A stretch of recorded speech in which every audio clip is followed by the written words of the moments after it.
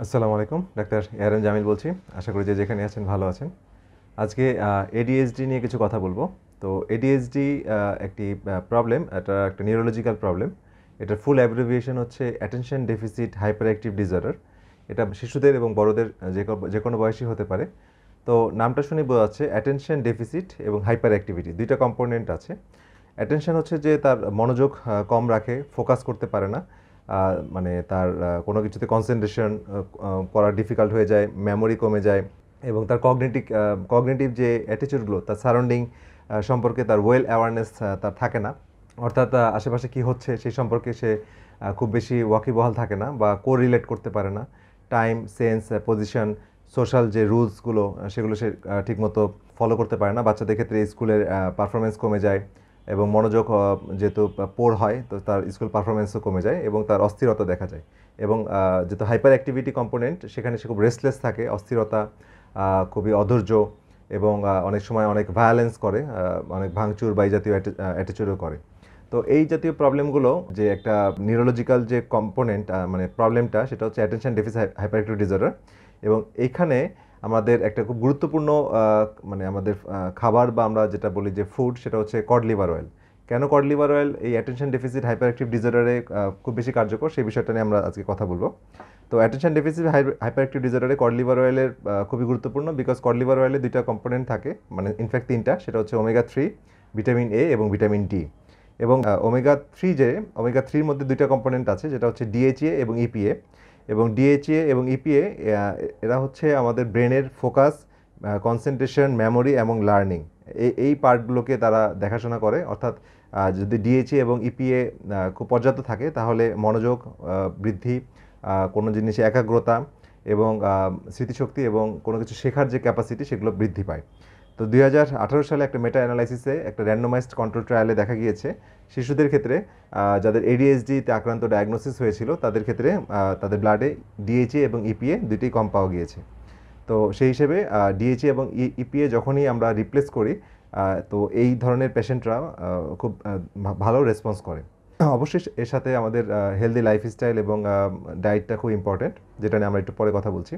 তো কেন এটা আমাদের ডিএইচএ এবং ইপিএ যে কম্পোনেন্ট ওমেগা 3, সেটা কেন আমাদের এই ব্রেনের যে এই সিমটমগুলো, যেটা এডিএইচডি তো আলটিমেটলি ব্রেনের ফ্রন্টাল কর্টেক্স এবং হিপোক্যাম্পাস এই জায়গাটার প্রবলেমের কারণে হয়। তো এটাতে কেন এটা এত ইম্পর্টেন্ট? কারণ আমাদের ব্রেনের 60% হচ্ছে ফ্যাট। অর্থাৎ ব্রেনের টোটাল ক্যাপাসিটির 60% হচ্ছে ফ্যাট। এবং এই ফ্যাটের এবং ব্রেনের মধ্যে যে নিউরনগুলো আছে, নিউরনগুলোর মধ্যে সিনাপসিস হচ্ছে দুইটা নিউরনের যে যোগাযোগের যে জায়গা, সেই সিনাপসিস মধ্যে ভেরি রিচ ইন ওমেগা 3 সিনাপসিসগুলো। তো এখন ওমেগা 3 যদি আমাদের পর্যাপ্ত না থাকে, তাহলে সিনাপসিসগুলো ঠিকমতো কাজ করতে পারে না, নিউরো ট্রান্সমিটারগুলো কাজ করতে পারে না, যে কারণে তখন তাদের এই অন্যান্য নিউরো ট্রান্সমিটারের অভাবে এই অ্যাটেনশন ডেফিসিট হাইপার অ্যাক্টিভ ডিসঅর্ডারগুলো খুব বেশি মাত্রাতিরিক্তভাবে প্রকাশ পায়। এছাড়া ওমেগা 3 যেটা করে, সেটা হচ্ছে একটা ব্রেইন ডিরাইভড নিউরোট্রপিক ফ্যাক্টর। এটা এক ধরনের প্রোটিন, যেটার প্রভাবে আমাদের নার্ভ সেলগুলো গ্রো করে।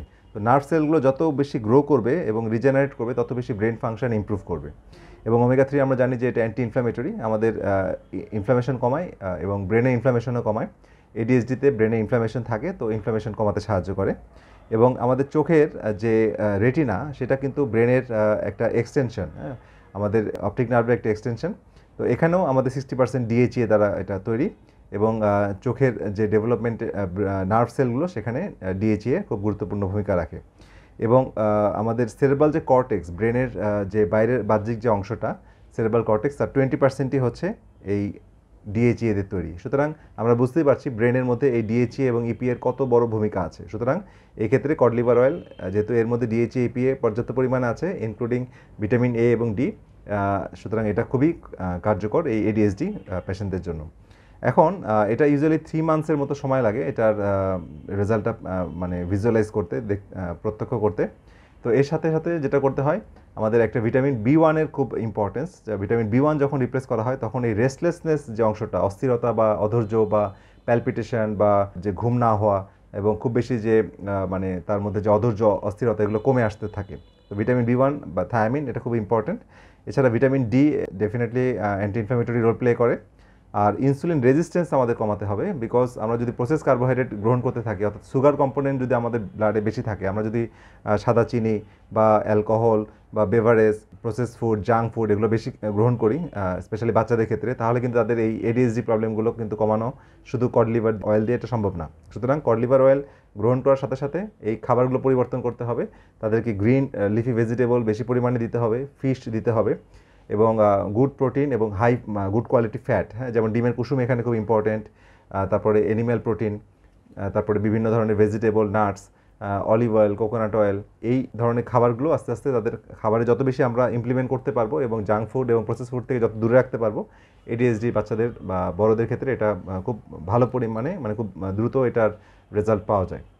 আর এখানে যেহেতু ট্রিটমেন্টের মধ্যে আমাদের আরেকটা অংশ আছে যে হোমিওপ্যাথি, তো হোমিওপ্যাথি যেহেতু সিমটম সিমিলারিটি প্রিন্সিপালের উপর দাঁড়িয়ে আছে, তো এডিএসডির যে সিমটমগুলো, তো এইটার সাথে যে মেডিসিনের ম্যাচ করা সম্ভব হয়, তো ম্যাচ করতে পারলে সিমটমগুলো আরও দ্রুত এটা আমরা রেজাল্ট আনতে পারি। তো যাই হোক, এই ইন্টিগ্রেটেড অ্যাপ্রোচের মাধ্যমে এডিএসডি পেশেন্টগুলোকে আমরা ট্রিটমেন্ট করি।